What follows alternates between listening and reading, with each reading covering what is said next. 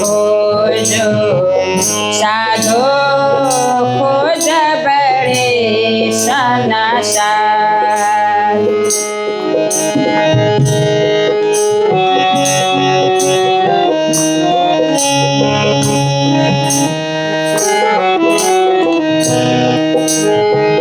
खोजता खोजा सतगुरु पाइए सतगुरु संग करता।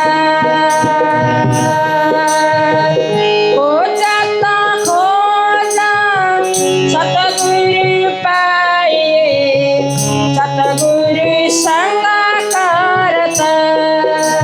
साधु खोज बड़े सनसारे तुम खोजो साधु खोज बड़े सनसार।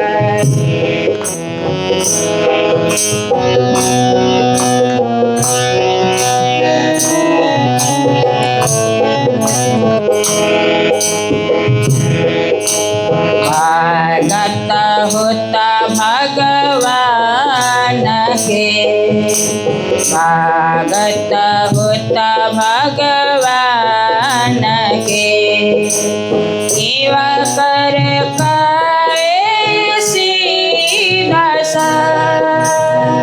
गुणांगा इंद्र के पास परे ताते बादत बांधा आघात। गुणांगा इंद्र के पास परे ताते बादत बांधा आघात। साधु खोज बड़े सनसारे तुम खोजो साधु खोज बड़े सनसार।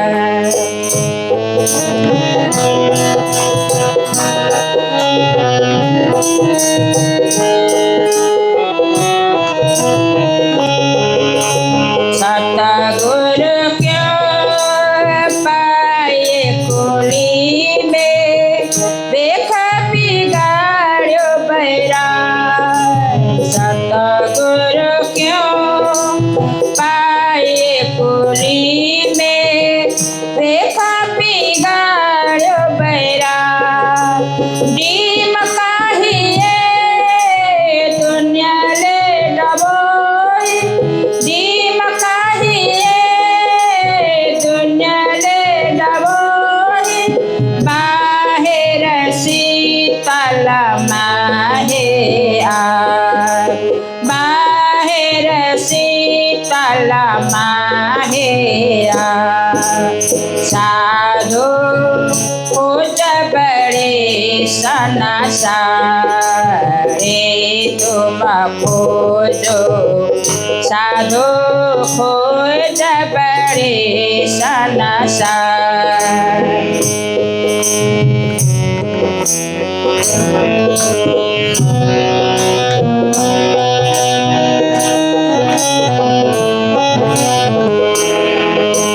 गोविंद के गुण गाय के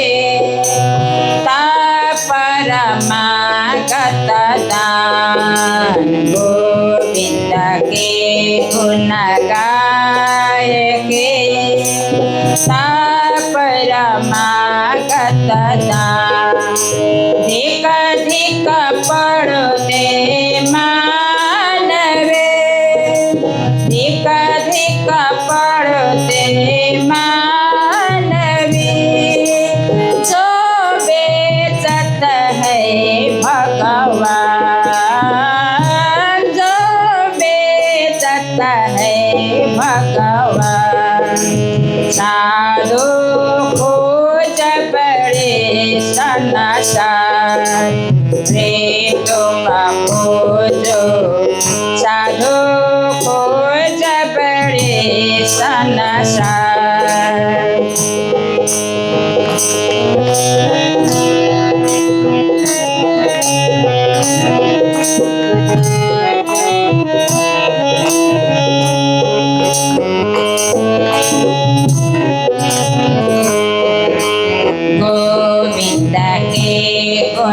गाय के परमागत दान गोविंद के गुण गाय के परमागत दान धिक धिक पड़ते न मानवे धिक धिक पड़ते न मानवी जो बेचत है भगवान जो बेचत है भगवान साधु खोज बड़े संसार रे तुम खोजो साधु खोज बड़े संसार।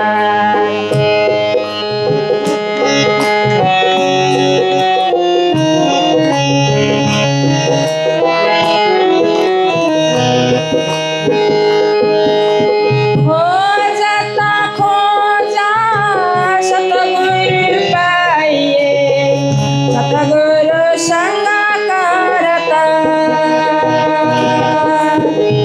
खोजता खोजा सतगुरु पाइए सतगुरु संग करता साधु खोज बड़े संसार रे तुम खोजो साधु खोज बड़े संसार खोज बड़े संसार। नाथ प्यारे की जय। महामत कहे जो होवे धाम के सो पहचान के लिए जो लाहा ले सको सो लीजियो फिर ऐसा न आवे समया फिर ऐसा न आवे समया। बोलो कृष्ण कन्हैया लाल की श्री निजानंद स्वामी की श्री प्राणनाथ प्यारे की महारानी बैजुराज की महाराजा छत्रसाल की गुरुजी मंगलदास महाराज की श्री कृष्ण प्रणामी धर्म की तीनों पुरी धाम की सर्व सुंदर साथ की सखिरी जान बूझ क्यों खोइए प्रणाम। उपस्थित धर्मप्राण शिरोमणि सुंदर साथ जी, माताएं बहनें भाइयों, सुंदर अवसर सुखद अवसर ज्ञानवर्धक अवसर सारगर्भित अवसर। देखिए ये समय दुर्लभ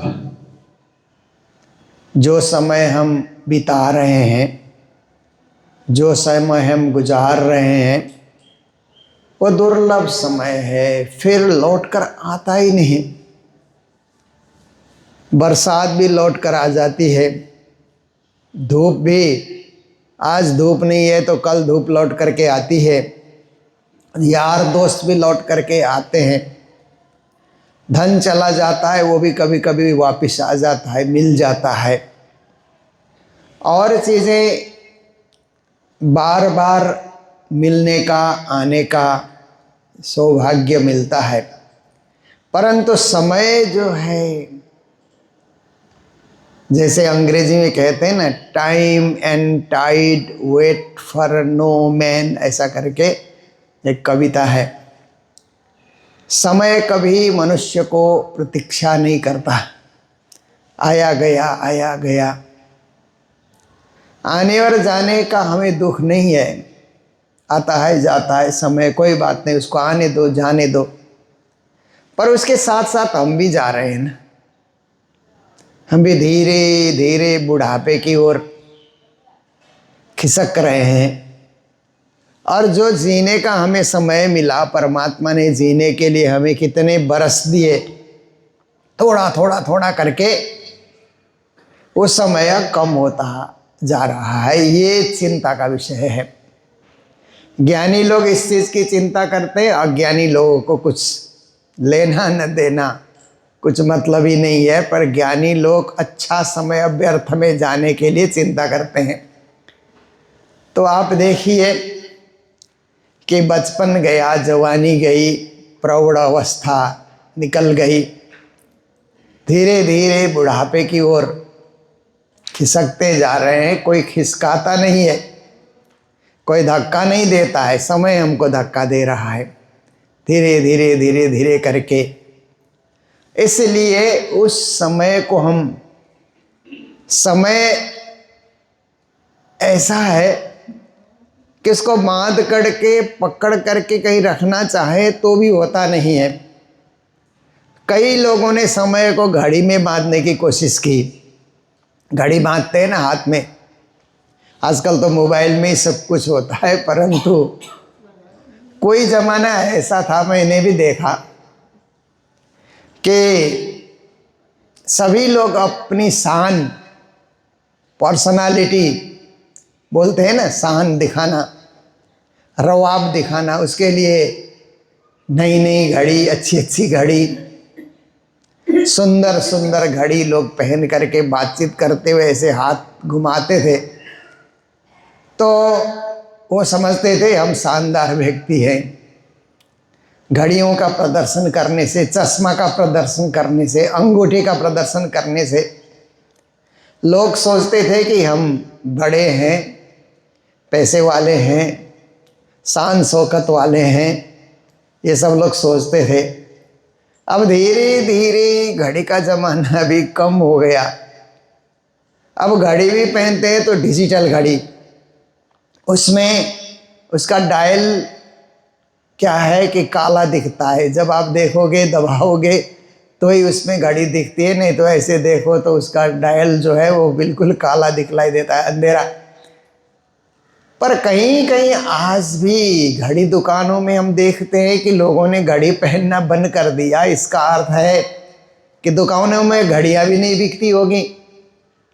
पर जा कर के आप देखिए तो बड़ी बड़ी कंपनियों की जो घड़ी है, राडो, रोलेक्स बोलते हैं ना, दुनिया में नंबर 1 क्वालिटी की घड़ियाँ, कार्टियर, कई नाम की आज तो नई नई कंपनियाँ और नई घड़ियाँ निकाल रही है, वो बिक ही रही है कहीं ना कहीं। जब दुल्हा कोई बनता है तब नई घड़ी ले लेता है, दुल्हन के लिए नई घड़ी प्रेजेंट किया जाता है।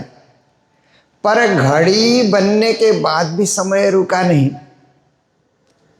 समय तो जा ही रहा है। हाथ में आप घड़ी पहने हुए हैं, समय को बांधने के लिए एक यंत्र तैयार किया गया, पर बांधने की क्रिया नहीं हुई, बांधने की कोशिश हुई।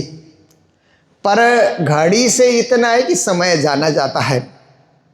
हम घड़ी देखते हैं और चर्चा शुरू करते हैं, घड़ी देख करके हम समाप्ति करते हैं।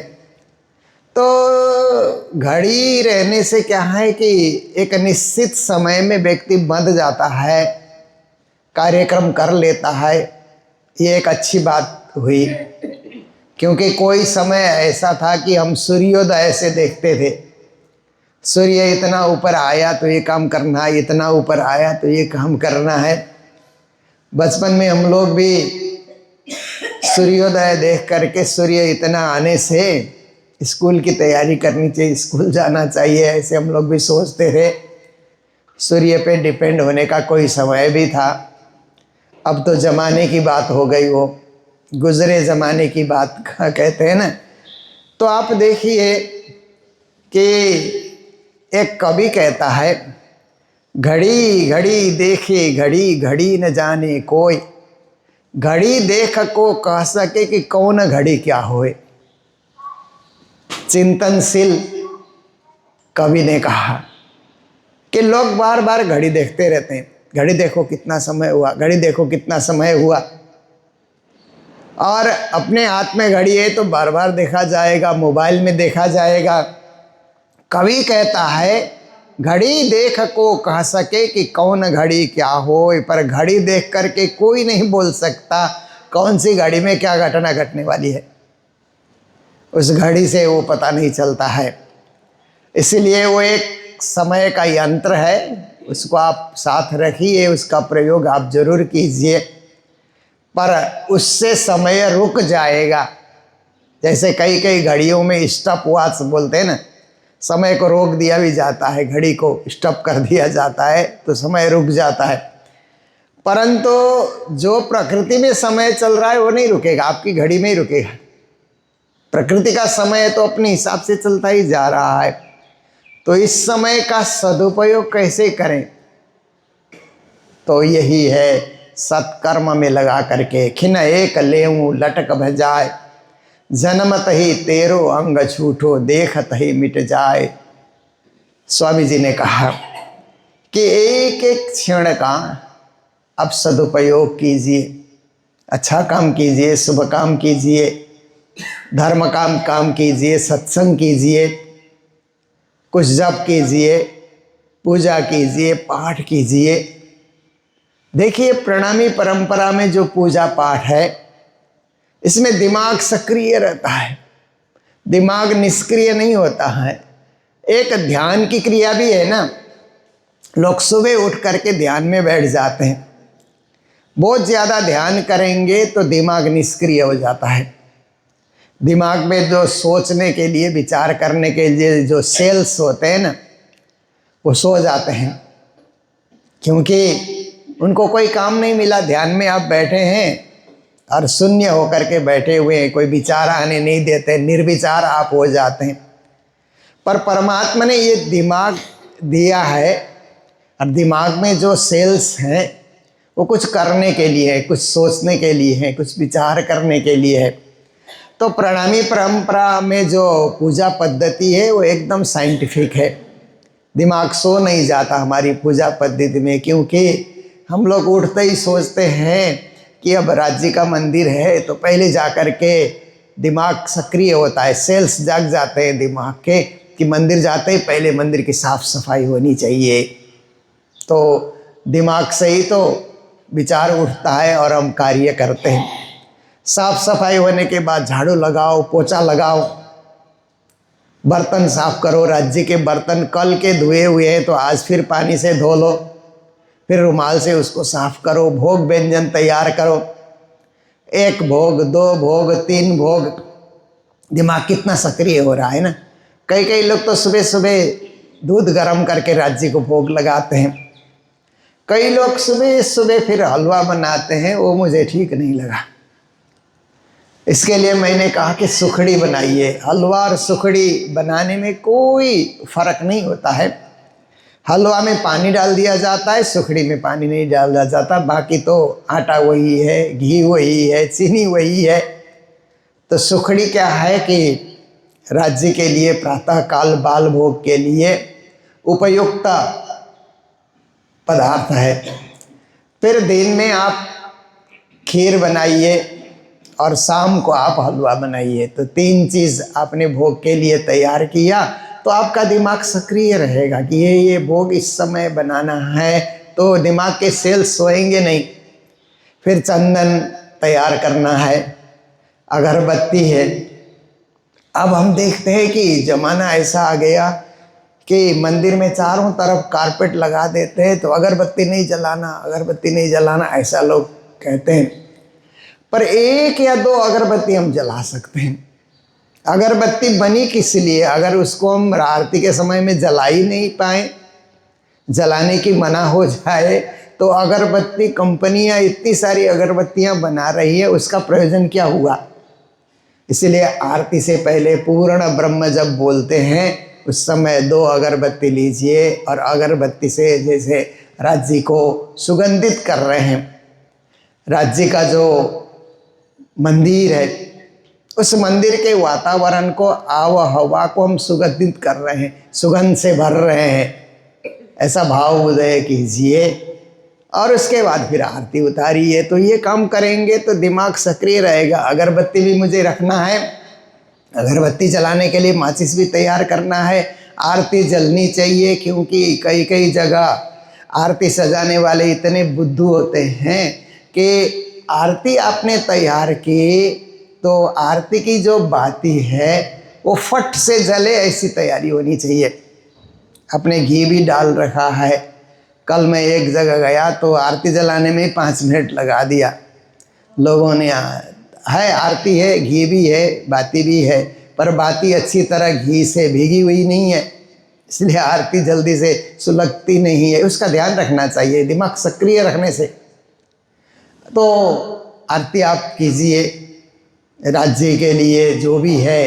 पहले तो राज्य का वस्त्र जो है बदला जाता है, श्रृंगार में वस्त्र बदला जाता है। मंदिर में तो अब राज्य के कई कई श्रृंगार होते हैं ना, मंदिरों में तो चढ़ते रहते हैं, इसलिए 7 ही श्रृंगार होंगे ऐसी बात नहीं, वहाँ 10 भी होंगे, 15 भी होंगे, 20 भी होंगे। बदल बदल के आप श्रृंगार कीजिए। श्रृंगार में, श्रृंगार के पैकेट में आप नंबर लगाइए। आज ये श्रृंगार किया, कल ये, परसों ये, फिर राउंड हो करके फिर से आप श्रृंगार कीजिए। अब घर में है तो 7 ही श्रृंगार रखना है। श्रृंगार पूरा घर में नहीं कर सकते हैं तो जरीदार 7 रुमाल आप रखिए। आज बदलिए, कल बदलिए। जैसे परमधाम में सखियां राज्य का श्रृंगार बदलती है, 4 सखियां श्रृंगार करावे आते हैं ना चौपाई में, तो ऐसे ही हम भी राज्य का श्रृंगार बदलें तो दिमाग कितना सक्रिय होगा। हमारी भक्ति भी हो रही है और हम सचेत होकर के भक्ति कर रहे हैं, अचेत भक्ति नहीं कर रहे हैं। सचेत होकर के, क्रियाशील होकर के आराधना भी हो रही है, पूजा भी हो रही है और हम एकदम एकाकार भी हो रहे हैं। ऐसी जो है साइंटिफिक भक्ति सद्गुरु देवचंद जी और प्राणनाथ जी महाराज ने हमें प्रदान की है। तो आज की चौपाई में राग श्री, इस राग को श्री प्राणनाथ जी महाराज ने कई प्रकरणों में सजाया है, क्योंकि ये प्रख्यात राग है। तो कहते हैं सखीरी जान बूझ क्यों खोइए, कहते हैं समय के विषय में ही यहाँ बता रहे हैं, इसलिए मैंने प्रारंभ में समय की थोड़ी व्याख्या की कि जानते हुए, बूझते हुए, समझते हुए समय को खो देना। समय अमूल्य है ऐसा जानते हैं, परंतु अमूल्य समय का सदुपयोग नहीं करते, उसको जाने दे रहे हैं, जाने दो जाने दो। जैसे आलसू लोग होते हैं ना, बिस्तर में सोते हैं तो जानते हैं कि सूर्योदय की बेला हो गई है। जैसे मंगल आरती है, सुख को निधान जय सुख को निधान। एक बार एक मजाकिया व्यक्ति ने मुझे कहा कि सुख को निधान जय सुख को निधान ऐसे जब गाया जाता है तो निश्चय ही राज्य सुख प्रदाता है। इसका अर्थ है निश्चय ही राज्य सुख प्रदाता है, आनंद प्रदाता है। और मंगल आरती के समय में हम राज्य की आरती उतारेंगे भावमग्न होकर के, तो राज्य हमें सुख देंगे, शांति देंगे, आनंद देंगे, सद्भाव देंगे, सद्भक्ति देंगे, ये इसका आशय है। उसने मुझे मजाकिया लफ्ज में ये कहा कि हम बिस्तर में सोए हुए हैं, आरती के समय में हम ठंडी में उठ करके दौड़ेंगे तो हमको तो दुख होगा, इसलिए क्यों ना हम कंबल में ही लिपटे रहें, रजाई में ही लिपटे रहें, हमें तो वहीं सुख मिल रहा है। तो उसने तो ऐसे अपने ढंग से कहा, पर उसका अर्थ मैंने क्या निकाला कि एक शारीरिक सुख है और एक आत्मिक सुख है। आप बिस्तर छोड़ करके, नहा धो करके मंदिर आकर के सुख को निधान में सम्मिलित होते हैं तो आत्मा खुश हो जाती है, अंतरात्मा अंदर से खुशी होती है कि आज मैंने मंगल आरती के दर्शन किए, मंगल आरती में मैं सम्मिलित हुआ, राज्य की जो आरती उतारी गई उसको मैंने अपने सेका, आँख में उस आरती को मैंने लगाया। हाथ से सेकते हैं तो आँख में भी लगाते हैं ना, तो ये क्या है कि राज्य का आशीर्वाद मैंने ग्रहण किया। पर बिस्तर में जो सो रहा है भौतिक सुख तो पा रहा है, शारीरिक सुख पा रहा है, पर राज्य की कृपा का अनुभव करने का सुख उसको नहीं मिल रहा है। इसीलिए हम लोग समय का सदुपयोग करते हुए आत्मा की तृप्ति के लिए, आत्मा की खुशी के लिए, आत्मा की प्रसन्नता के लिए हम कुछ करें। जान बूझ करके सखीरी, सखी शब्द के द्वारा संबोधन करते हुए कहते हैं खोना नहीं चाहिए, क्योंकि कहीं भी हमने खो दिया, पाना चाहिए। खोना और पाना कहते हैं, खोया पाया, ऐसा एक साथ प्रयोग किया जाता है। ये दोनों शब्द जैसे खोए पाए लोग भी होते हैं ना, बड़े बड़े मेले लगते हैं तो बिसरे भूले बिसरे लोग, खोए पाए, खोया पाया सामान, ऐसा भी कहता है। सामान खोना अच्छा नहीं है, सामान खोने से दुख होता है ना, सामान पाने से सुख होता है। समय खोने का भी दुख होना चाहिए, समय का सदुपयोग करने का सुख होना चाहिए। ऐसा अलेखी सुख अखंड कहते हैं। ये जो समय है, ये समय कितना महत्वपूर्ण है, इसकी कीमत कितनी है, ये लिखा नहीं जाएगा, हिसाब नहीं किया जाएगा कि अमूल्य समय को हिसाब में गिनती नहीं किया जा सकता है। आपके पास कितना पैसा है गिनती कर सकते हैं, आप अकेले बैठिए और गिनते जाइए, क्योंकि किसी के सामने आप गिनेंगे ना तो फट से थोड़ी देर में मुझे कुछ उधार चाहिए ऐसा करके आ जाएगा। पैसा कहीं भी आप दिखा करके गिनेंगे किसी के सामने, 5 मिनट में लौट करके आएगा कि मुझे थोड़ा पैसा चाहिए, आप उधार दीजिए, क्योंकि आपने पैसा दिखा दिया ना किसी को। नहीं तो आपके पास कितना पैसा है किसको मालूम है कि नहीं, ये भी किसी को मालूम नहीं होता है। पर गिन करके दिखा रहे हैं तो लोगों को लगता है इसके पास तो बहुत पैसा है, मुझे कुछ देगा तो अच्छा ही है। इसीलिए आप एकांत में, आपका धन है इसलिए आपका अधिकार है, एकांत में आप गिनिए, धन को आप गिन सकते हैं। कितने कपड़े हैं आपके पास पहनने के लिए वो आप गिन सकते हैं, और आपके पास हीरा मोती या जो भी है ना, धन दौलत सोना चांदी, उसके कितने जवाहरात हैं वो भी आप गिन सकते हैं। कितने प्लॉट हैं आपके पास वो भी आप गिन सकते हैं। पर राज्य की भक्ति करने का जो अनुभव है, वो अनुभव, वो सुख गिना नहीं जाएगा। वो अलेखे है, अपरिमित है, बेशुमार है, बेहिसाब है, काउंटलेस है, वो उसका काउंटिंग नहीं हो सकता है। ऐसे अलेखे सुख, अखंड अखंड सुख, वो खंडित होगा ही नहीं। राज्य की भक्ति करने से आत्मा में जो सुख मिला वो कभी खंडित होगा ही नहीं, वो कभी जाएगा नहीं। आप बूढ़े हो जाएंगे, बीमार हो जाएंगे, बिस्तर पकड़ लेंगे, माला जपते रहेंगे, तब भी आपने जो भक्ति की है उसका सुख आपको मिलेगा कि जीवन में कुछ तो किया ही है, व्यर्थ हम नहीं गंवाया इस जीवन को, कुछ राज्य का भजन पूजन हमने किया ही किया है। वो अलेखे सुख का हिस्सा आपको मिलता रहेगा। जैसे आप देखिए कि जवानी में लोग पैसा कमाते हैं, फिर बैंक में रखते हैं ना, लाख, 2 लाख, 5 लाख, 10 लाख, कई लोग करोड़ करोड़ भी रख लेते हैं। फिर बुढ़ापे में उसका ब्याज खाते हैं। अपना जो पैसा बैंक में रखा है, बैंक से ब्याज देता है, वो ब्याज बुढ़ापे तक खाते हैं। तो बुढ़ापे में चिंता करने की ज़रूरत नहीं होती। जवानी की कमाई आपने बैंक में बैलेंस करके रखा है, उसका ब्याज आपको मिलता रहेगा, वो खाते रहिए।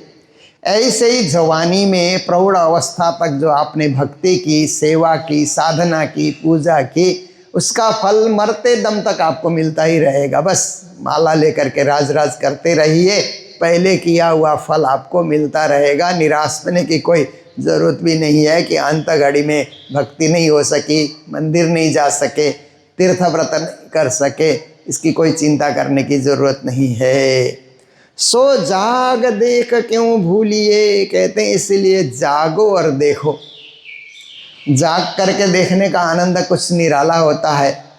बिन जागे नींद में ही आप देख रहे हैं। जैसे कोई आदमी सोया है बिस्तर में, देखिए गहरी नींद में सो रहा है, आप जाइए या कोई नए व्यक्ति को भी साथ में लेकर के जाइए, नया सुंदर साथ आया, आप जाइए और उसको जगाइए कि देखो कौन आया है, देखो देखो। तो आधी नींद में वो देखेगा तो कुछ पहचानेगा भी नहीं, आधा अधूरा उसका ज्ञान होगा, आधी अधूरी उसकी पहचान होगी। पर वही आदमी हाथ मुंह धो करके, नहा धो करके तैयार है और किसी नए व्यक्ति से परिचय कराएं तो उसका आनंद कुछ अलग होता है, क्योंकि अर्ध निद्रा अवस्था की पहचान और पूर्ण जागृति अवस्था की पहचान में फ़र्क होता है। इसलिए श्री जी महाराज कहते हैं जाग देख क्यों भूलिए, आप जागिए, देखिए, भूलिए मत, राज्य को मत भूलिए। और चीज़ भूल जाएं तो कोई बहुत नुकसान होने वाला नहीं है कि आप खाना भूल गए तो बहुत बड़ा नुकसान नहीं होगा, जब याद आए खाइए। सोना भूल गए तो भी बहुत बड़ा कोई नुकसान नहीं होगा, और भी कोई किसी से लेन देन भूल गए तो भी बड़ी बात नहीं है, क्योंकि कभी कभी हम किसी को कुछ पैसा देते हैं ना, थोड़े दिन के बाद भूल भी जाते हैं। कितना याद रखेंगे, तो दिमाग कभी कभी भूल जाते हैं। भूल गए और बरसों बाद आपको स्मरण हुआ कि इसको तो मैंने कुछ सापट दिया था, कुछ धन दिया था, लौटाता है नहीं, चेहरा ही दिखाता है। तो आप उस समय मन में ऐसा सोचेंगे, आपका ज्ञान कहेगा कि ठीक है, पूर्व जन्म का कुछ लेन देन रहा होगा, इसलिए खा गया, हमने कुछ उसका पूर्व जन्म में लिया रहा होगा, इसलिए उसने मेरे से ले लिया। ऐसा करके भी आप संतोष कर सकते हैं। उस सब चीज़ में क्या है कि हो सकता है, पर भक्ति छूट गई, उसका असंतोष जीवन भर बना रहेगा। आपकी भक्ति छूट गई, और चीज़ छूटने का, और चीज़ भूलने का आपको कोई बहुत ज़्यादा फर्क नहीं पड़ेगा जीवन में, पर परमात्मा की भक्ति छूट गई, सेवा पूजा साधना निज नाम का जाप ये छूट गया तो बहुत बड़ा नुकसान होगा। इसलिए साग देख क्यों भूलिए, कभी भी राज्य को नहीं भूलना है, राज्य को याद करते रहना है, राज्य का स्मरण बना रहे, विस्मरण न हो। बदले सुख ब्रह्मांड, संसार के ब्रह्मांड के सुख आप कितना ही एक तरफ रखिए, एक तरफ राज्य के अनुभव करने का सुख रखिए, तराजू में तौल करके देखिए, संसार का सुख हल्का हो जाएगा, राज्य की भक्ति करने का सुख भारी हो जाएगा, वजनदार हो जाएगा, क्योंकि राज्य के अनुभव करने का सुख इस लोक में भी है, परलोक में भी है। परम धाम तक जाने के लिए राज्य का अनुभव चाहिए। संसार का सुख तो आज है, कल नहीं है। अभी खा रहे हैं तो सुख मिल रहा है। अब देखिए कि कोई चीज़ भी आप खा रहे हैं, ग्रहण कर रहे हैं, तृप्ति मिलती है, सुख मिलता है, आनंद मिलता है। ज़्यादा खा गए, कहीं ज़्यादा खा गए तो परेशानी बढ़ती है। संसार का सुख तो थोड़ी देर में दुख में बदल जाता है। कुछ भी है, कोई भी सुख आप मान करके देखिए कि थोड़ी देर में परिणाम दुख हो जाता है उसका। खाने का, पीने का, चलने फिरने का, पहनने का, जो भी आप कार्य करते हैं, यार दोस्तों से बातें करने का, यार दोस्त के साथ बात करते रहिए, थोड़ा सा उसने अपमानजनक वाक्य कहा तो बड़ा दुख हो जाता है उसी समय, अरे इससे हमने दोस्ती क्यों की। तो देखिए संसार का सुख क्षणिक है, संसार का सुख मतलबी है, संसार का सुख परिवर्तनशील है, राज्य के अनुभव करने का सुख अपरिवर्तनीय, अखंड, अद्वैत, अनादि, सनातन, ऐसा सुख है। तो आज इतने में रखते हैं, वाणी चर्चा को यहीं विराम देते हैं। तो निरंतर चलती रहेगी। हम लोग श्री कृष्ण प्रणामी मंदिर मुक्तिधाम इटहरी, जो गुरु महाराज श्री 108 मंगलदास जी ने, नेपाल में एक तीर्थ होना चाहिए प्रणामी समाज का। हिंदू समाज का तीर्थ तो पशुपतिनाथ है और मुक्तिनाथ है, और भी बहुत सारे, जनकपुरी धाम है, और भी बहुत सारे हिंदू तीर्थ नेपाल में हैं। पर हिंदू धर्म अंतर्गत ही जो प्रणामी परंपरा, प्रणामी समाज चल रहा है, प्रणामी समाज का भी अपना एक तीर्थ होना चाहिए, ऐसा विचार लेकर के सर्वप्रथम नेपाल में एक धाम के रूप में, तीर्थ के रूप में गुरु महाराज ने ये मुक्तिधाम की स्थापना की। उनकी सोच को आप देखिए। पर अब धीरे धीरे लोग कंपटीशन करने लगे। अब क्या है कि कोई भी, जिसकी भी इच्छा हो जाए, अपने मंदिर को धाम कर देता है कि शायद हम बड़े हो जाएंगे, धाम नाम रखने से हम बड़े हो जाएंगे।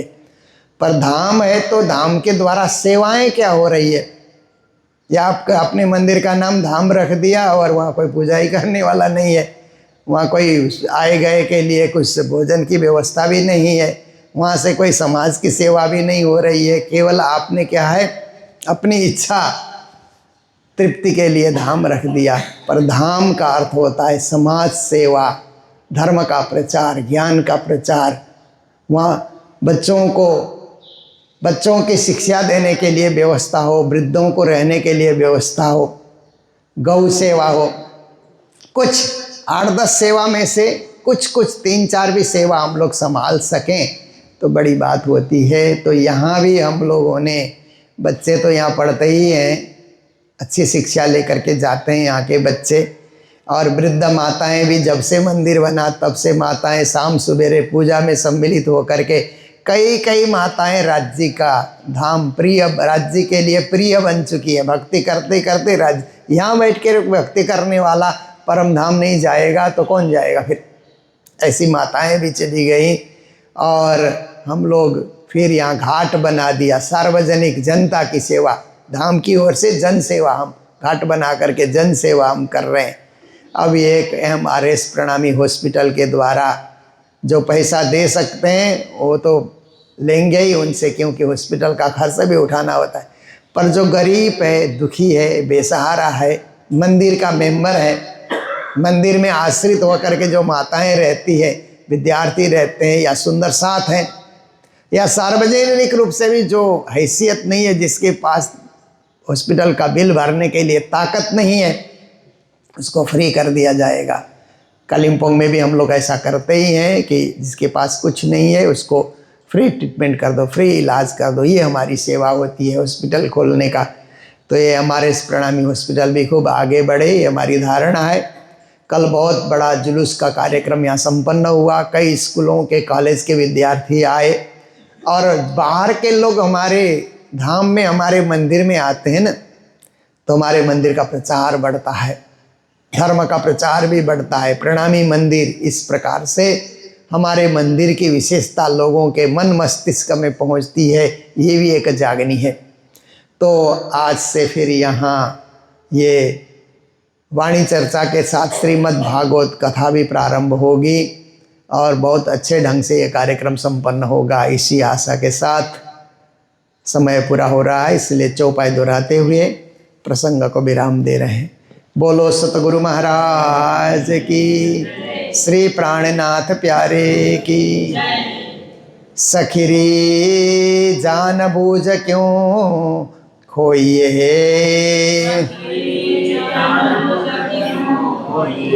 ऐसा अलेखे सुख खंड, सो जाग देख क्यों भूलिए,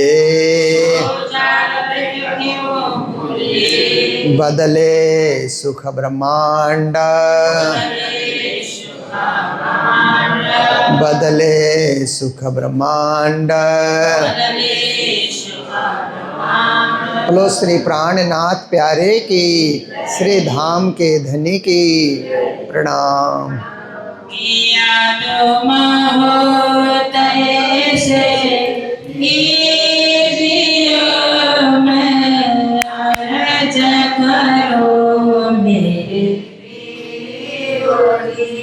हम जैसे तुम जी न करो पिया, तड़प तड़प जाए जीव जी। जीवरा तो जीवे नहीं क्यों, मीठे दिल की प्यास जी, तुम बिना मैं न सकूं पिया, तुम हो मेरे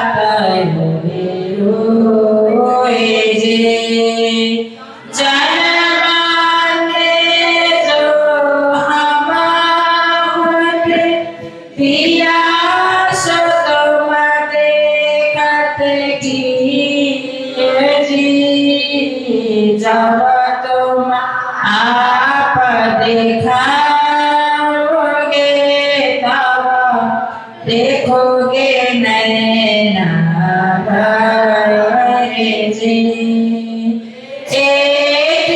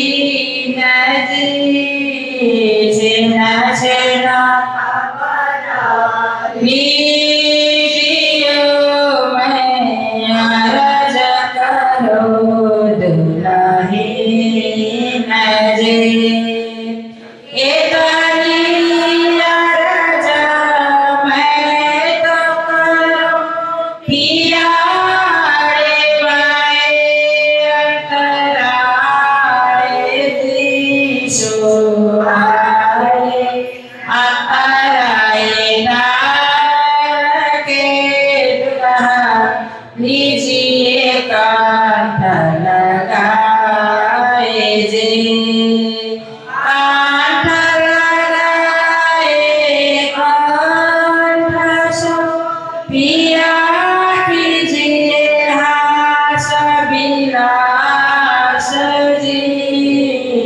વારાને જાય છે ઇન્દ્રાવતી પિયા રાખો ચરણ કે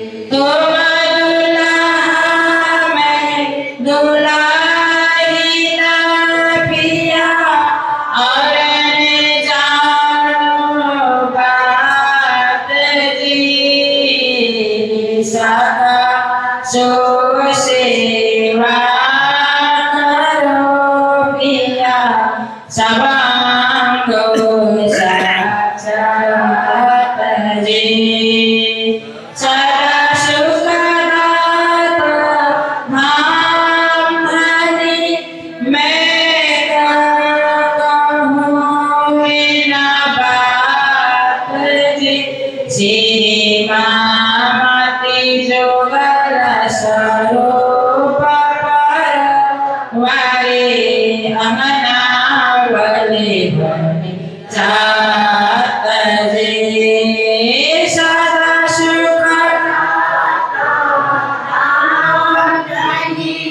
मैं कहूँ ना बात जी श्री मामती जोगल स्वरूप पर वारे अमनावली बनी जात जी पिया तुम हो तैसे कीजियो मैं अर्ज करो मेरे पीली मैं अर्ज करो दिल